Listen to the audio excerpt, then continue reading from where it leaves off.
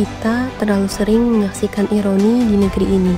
Anggaran digelontorkan, proyek diumumkan, tapi kenyataan di lapangan tak pernah seindah janji. Korupsi tidak selalu datang dalam wujud uang yang disuap di bawah meja. Kadang ia berwujud kelas yang ambruk, rumah sakit yang tak punya alat, atau jalan tol yang cepat rusak sebelum sempat berguna. Ambil satu contoh, dana bantuan operasional sekolah.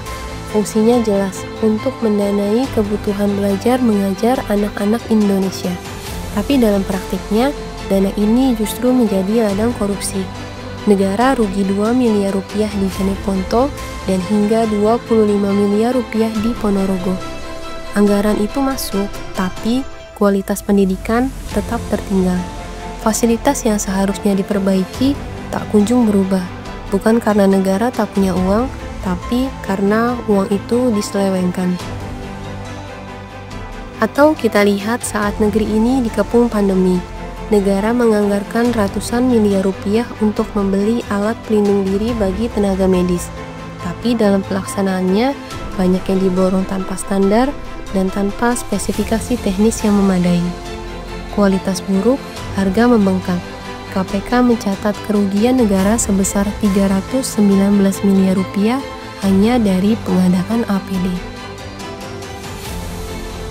Dan ketika kita bicara infrastruktur besar seperti jalan tol Jakarta Cikampek 2 atau yang kita kenal sebagai tol MBZ, praktik manipulasi tender dan pengurangan kualitas konstruksi membuat negara menanggung rugi hingga lebih dari 500 miliar rupiah. Sementara masyarakat membayar tarif mahal untuk jalan yang dibangun dengan material berkualitas rendah. 3 kasus, 3 sektor, satu pola yang sama. Korupsi merusak dari dalam, pelan tapi pasti. Dalam kasus dana BOS, dampaknya sangat langsung. Mutu pendidikan menjadi terganggu, sekolah rusak tak diperbaiki, proses belajar pun jadi korban. Akibatnya, kesenjangan dalam akses pendidikan semakin melebar dan kesempatan belajar tidak lagi setara bagi semua anak. Dalam kasus APD, korupsi berarti nyawa dipertaruhkan. Tenaga medis di garis depan tak mendapat perlindungan yang layak. Pelayanan kesehatan publik pun melemah. Kasus tol MBZ pun lebih dari sekedar angka kerugian. Infrastruktur yang seharusnya menopang mobilitas dan perekonomian malah dibangun dengan kualitas rendah karena spesifikasinya diakali. Jalan bisa rusak sebelum waktunya, anggaran negara mubazir, dan rakyat membayar 2 kali, melalui pajak dan tarif tol. Tapi kerusakan itu bukan hanya soal bangunan atau pelayanan. Korupsi juga meruntuhkan hal yang tak terlihat, tapi paling fundamental, yaitu kepercayaan masyarakat terhadap negara. Ketika rakyat melihat uang pajaknya diselewengkan, mereka berhenti percaya pada sistem. Ketika bantuan tidak sampai, suara pun tak lagi diberikan. Inilah kenapa korupsi bukan cuma pelanggaran hukum, tapi juga bentuk pengabaian terhadap harapan publik. Ketika ruang kelas tetap bocor, itu bukan hanya soal infrastruktur, itu soal masa depan anak-anak yang dilupakan. Ketika alat medis tak layak, itu bukan sekadar kelalaian teknis, itu ancaman bagi nyawa. Dan ketika jalan tol dibangun asal-asalan, itu tanda bahwa keselamatan publik bisa ditukar demi keuntungan pribadi. Apa benang merah dari semua ini? Kita bisa gunakan teori Klitgard yang menyatakan bahwa korupsi terjadi saat ada monopoli, diskresi, dan rendahnya akuntabilitas. Dalam ketiga kasus tadi, semuanya ada. Lalu muncullah efek berantai, apa yang disebut Werner sebagai spillover. Korupsi menyebar dari atas ke bawah menjadi budaya. Dan seperti apa yang diungkapkan Klitgard dan Torres, selama keuntungan dianggap lebih besar dari risiko, korupsi akan terus dianggap masuk akal.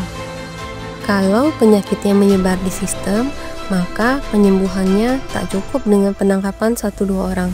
Yang kita butuhkan adalah perubahan menyeluruh. Bukan hanya siapa yang mengelola, tapi bagaimana caranya dikelola. Karena memperbaiki sistem jauh lebih penting daripada sekedar mencari kambing hitam. Pertama, kita harus menghapus ruang gelap dalam pengelolaan anggaran. dana BOS, pengadaan APD, hingga pembangunan tol harus bisa dilacak secara real time. Pemerintah wajib membuka dashboard publik. Transparansi bukan pilihan, tapi keharusan. Kedua, kita perlu memiskinkan koruptor, baik secara hukum maupun sosial. Bukan hanya dihukum penjara, tapi juga dicabut haknya dari jabatan, disita hartanya, dan dipublikasikan pelanggarannya. Hukum harus punya efek jerah, bukan sekedar headline. Ketiga, integritas tidak bisa tiba-tiba muncul, harus ditanamkan sejak kecil. Pendidikan anti korupsi wajib masuk kurikulum. Guru, kepala daerah, hingga pejabat pusat harus memberi contoh. Keempat, ubah sistem pengadaan proyek menjadi lebih akuntabel. Semua proyek infrastruktur harus melalui audit independen dan pelibatan masyarakat. Kalau tol bisa dibangun dengan uang rakyat, rakyat berhak tahu setiap rupiahnya kemana. Kelima, lindungi suara-suara yang melapor. Whistleblower adalah mata dan telinga publik. Mereka harus dipastikan aman, karena rakyat bukan sekedar objek pembangunan, tapi pengawasnya. Negara bisa membangun jalan tol, membeli alat medis, dan menggelontorkan dana pendidikan. Tapi selama korupsi dibiarkan hidup, pembangunan hanya akan jadi catatan di kertas, bukan kenyataan di lapangan. Perubahan butuh keberanian, bukan hanya dari pemimpin, tapi juga dari rakyat yang tidak lagi mau diam. Karena ketika yang jujur memilih untuk bersuara, yang korup akan kehilangan tempat untuk bersembunyi.